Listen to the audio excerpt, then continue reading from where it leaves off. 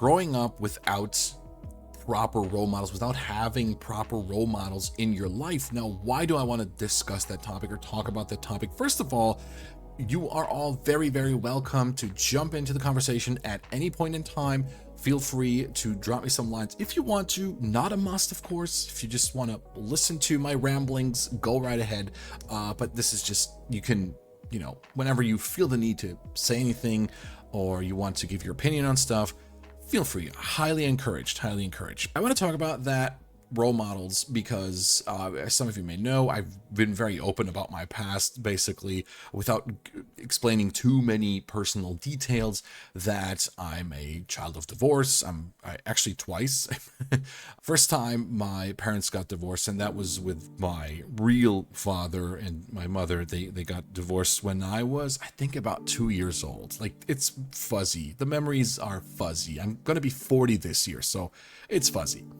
And that time I stayed with my mom, and that was actually a fun time. It was a really fun time. But I mean, it was mom, right? There was no dad. And then like I was 4, I think, maybe 5. I'm not 100% sure. So I couldn't have been older than 5, I don't think, because my sister's 7 years younger than me. And then, I guess I was 4, maybe, I don't know. And my mom had some friends, and through those friends, you know how that is. She met somebody, and then my sister was born when I was 7. And I'm not saying that like my stepfather, which I started calling dad very early on because I was so young still, and was that he was like the figure in my life then, and like it's not that I like he's a good dad. He was a good dad, right? He still is, but he lives in the U.S. now. I don't really, I haven't spoken to him in like 10 years or so. So, but let me get that straight. He's a good person. He's a good father. He was a good father. And however, I feel like back in the day, and we're talking like 35 years ago, right? I feel like parenting was still it was like a bit different. I just feel like back then it wasn't like, how do I say that? Like there was this connection. Like I always had a strong connection to my mother because we had a couple of years where it was just the two of us. And then when my father came, my dad, I'm just calling him dad, my stepfather came in, I never had that feeling of like, oh my, like somebody's taken away my mother. And I never had that feeling.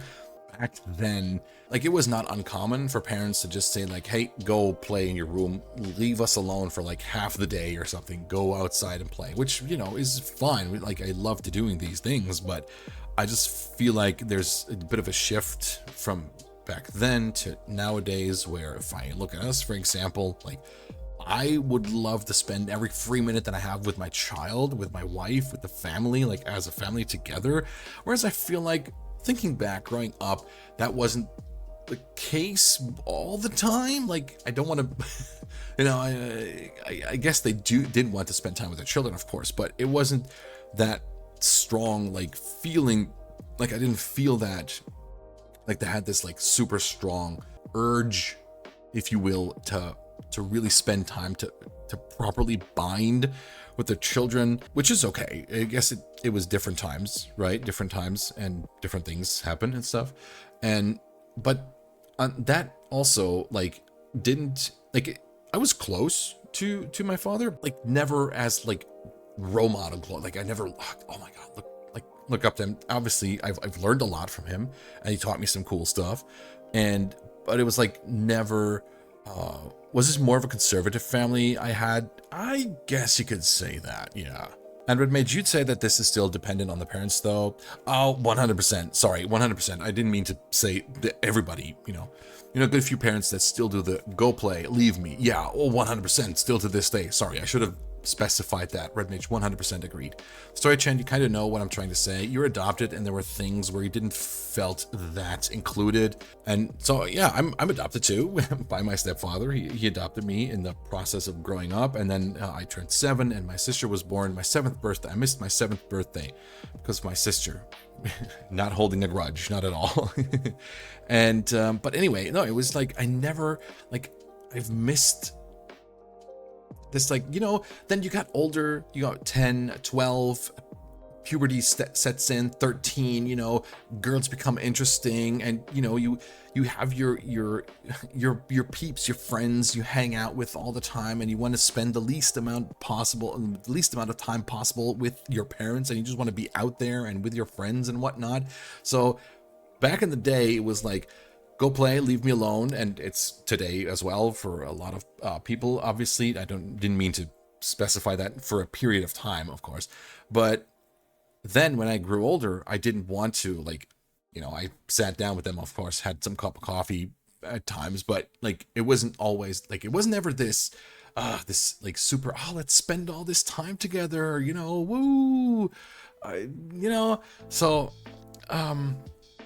I just feel like I've never had that where I was like looking up to my stepdad, to my dad, was like, oh my god, this is the most amazing person ever. I want to be like him, like a role model.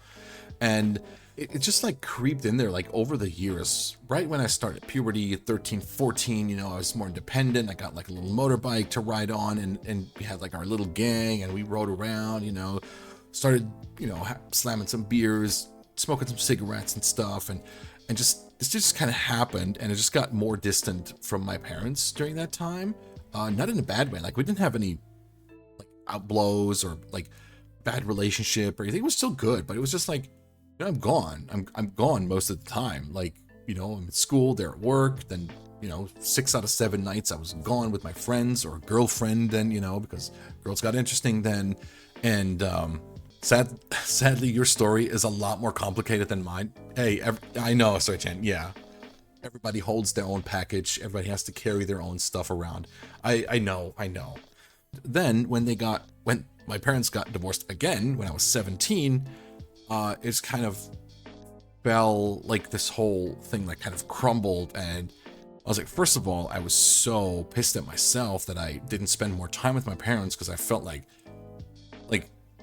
I had lost that, you know, because I can never spend time with them together again.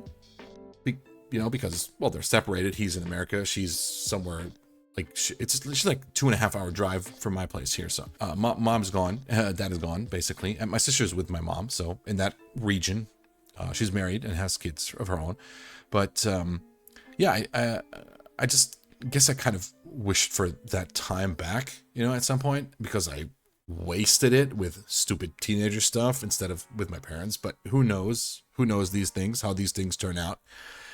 And like, ever since then, because I started detaching myself so early, as teenagers typically do, I just like got more distant again, you know. And the interesting thing is, without these role models, I felt kind of lost. It was just kind of odd for me to not have somebody to really look up to. And I'm not alone with that. So growing up then, I got my driver's license. My dad didn't show me how to drive, you know. I mean, stuff like, he showed me a lot of stuff. I'm not saying he was bad. He's a good father, but again, he was never like a person I was like looking up to and wanting to be like him. Maybe the thing with that was, like, he's an American, and we usually just spoke English in our household, and he never properly learned German. So he was like constantly, when there's anything, like, he was constantly asking me or my mother, my sister, whoever was around, the like usual stuff, because he didn't understand it, because he didn't want to learn the language. I don't know if he didn't want to or couldn't or whatever. Like, I don't know. He was in Germany a long time. And so I didn't know why he never wanted to learn, or why he never did learn. And so it was always like this kind of like, dad doesn't know what's going on sort of thing. Like, you know what I mean? Because he always asks me, what does this mean? What is this letter saying? Son, can you help me with this? Can you help me read this? And that did not help me like be like, oh my God, I need to be like my father, you know, because like, he's got to ask me stuff to help him with, like, you know, dad and mom, they need to know everything. At least that's what I guess subconsciously formed in my mind. Like, I found my new job, the company that I'm working in today, actually. So I found my new job, and the first person that trained me, or the person that I was uh supposed to be the replacement, or like not the replacement, but when he goes on leave, I would do his job, you know, and just like be the second in command in that regard. That was like the first time in a real company that somebody was there that taught me stuff, that knew an answer to any question I had about the workspace, about the company. And I was just impressed. I was really impressed. And he had this thing where he's like constantly talking with his hand, like worse than I am. Like I'm talking with my hands too, maybe because I spend a lot of time with him, but he's like you couldn't see his face at times. He was constantly talking with his hands, which is not a bad thing, but it's like a mannerism. And I realized at some point I did the same, like, you know, skip months, a year or two maybe forward. And at some point I realized for myself, I started doing like the same hand movements that he was doing when I was talking. Actually, Mrs. Fly, because that was the time when Mrs. Fly and I got together, like right around when I started my new job at that company. So we've been together for 19 years now. That's quite the number. And she was like, "What are you doing with your hands?" And I'm like, "Oh, sorry." It happened again and again and again. And I realized like I took over this mannerism of this person. I took over that hand gesture thing, what he does. He like shooting guns or like, you know, it was like weird. It's kind of like, I don't know. It was like kind of weird, but I'm talking a lot with my hands. Maybe that's still from the past, from there, from, you know, because I guess I had the feeling subconsciously, because like I was so impressed with his knowledge about the company. He was in the company for like 45 years or something. I was so impressed that I guess subconsciously I some of his mannerisms and tried to make it my own, and just like try to copy him because I was so impressed. So I guess that was like the first person where I sort of thought like, oh my god, he's amazing. Like I want to be like him. So that was that, and I had that going for a bit. And then my mother-in-law, she had a partner before her partner now, and he had some strange beliefs and stuff, and he was a hard worker, you know, and always nice to the family. So, but he had some weird beliefs, and as I got more into that family, and the person at work coincidentally changed divisions to another part of the company, and I didn't work with him anymore. So my hand gestures slowed down a bit, and I guess I was left in this hole of having no more role models, because I realized much later that I was subconsciously taking over some of the beliefs of that person, of the mother-in-law's back then husband. So I was kind of like, again, a hole was left there, and I tried to fill it with the other person again, which is weird because he was a hard worker. He earned a lot of money. He built a lot of cool stuff in his house. He built his house, and he was really good. He was a really good handyman. And so I helped him a lot, you know, with his work and stuff. And I adapted some of his beliefs, which, like, if I think of it, like now, I just like could kick myself, because like, why? What the, like, I don't understand. I mean, I guess I do understand, because after thinking about the topic for tonight's stream, I was like, yeah, maybe that's the thing. I'm going to blame that on not having a proper role model through the most part of my life, because I guess I adopt mannerisms from other people that in that moment of my life, in that span of my life, whatever, if it's months or years, and I find them interesting, just in the slightest, I adapt mannerisms and try to act like them and be like them and try to please them. Do you know what I mean? And so I had these like weird beliefs for a good chunk of time. We're talking years here, until that stopped, and he was out of the picture. And so looking at it chronologically, then I changed positions in my company. I went from logistics into sales. And again, I had somebody train me, which had this like weird thing going on with his eyes, where like he would just blink regularly, and then every other time his blinking would slow down like in the middle, and he would open his eyes like super slow. I don't know if I can recreate it, but like blink, blink, and then blinking like super slow. It was so odd. And wouldn't you believe it, what did Flyvox do? Yes, adopted the slow blinking mannerism from that person. So I noticed that once, and I was like, wait, did I just do that? And didn't pay no mind. And then I did it again, and I did it again. And so it's like, stop it. So somebody new came into my life, and I immediately started to grab something of them and try to do it, try to reproduce it, try to make it my own, and try to just not make it my own, but just like copy it, and try to become a bit of that person, try to please that person, which was to me like, why did I do that? So just imagine, like, all of these people, the first time somebody,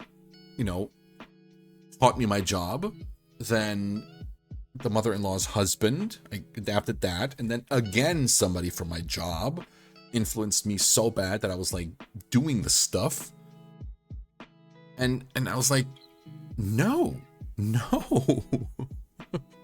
Sorry, Chen, it's kind of funny to realize that you're not the only one doing that, adapting mannerism. Like, what is yeah, it's really interesting. Those were like the three biggest ones where I adapted the stuff, where people noticed and where I noticed.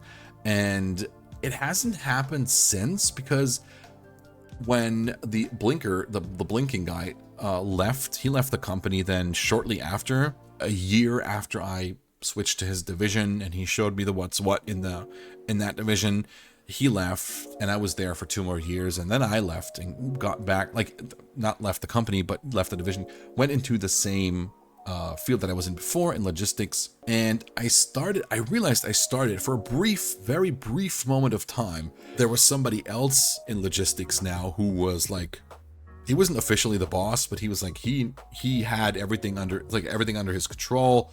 He knew everything. He was like, oh, you're back now, so you did this before, like, you can help me, and you can pull the strings, sort of like, for this area of expertise here. And I'm like, okay, sure, we could do that. And I felt so like, oh, look at me, dude. And that just like kind of slowly but surely faded away over like 6 months or 8 months or something.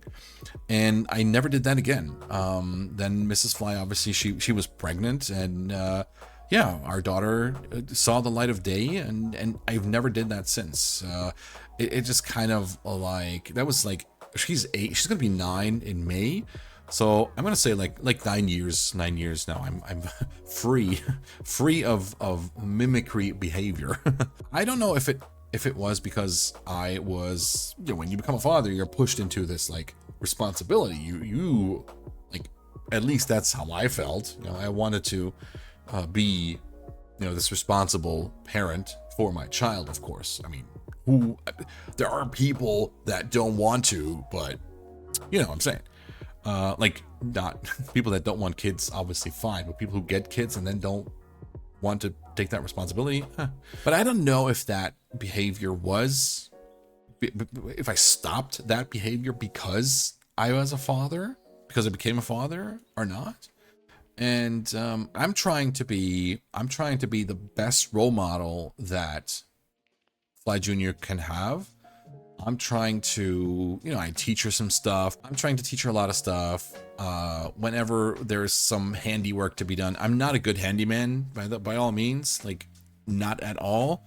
I can hang up a picture, I can set up some furniture, yes. Put in some flooring, new wallpapers, paint the walls, yes. I can do all of that, but, build a new kitchen? No.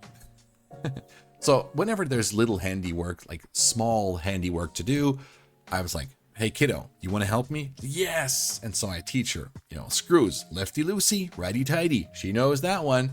So, so she's like, to learn stuff. And I think that's very, very important. I hope she can look up to me one day as a role model. That's that about the role model topic, basically, which I found in my life journey was very, very interesting because I had different people in my life where I adapted these behaviors, and it's just interesting to me. I hope that was a cool talk. I hope you enjoyed this.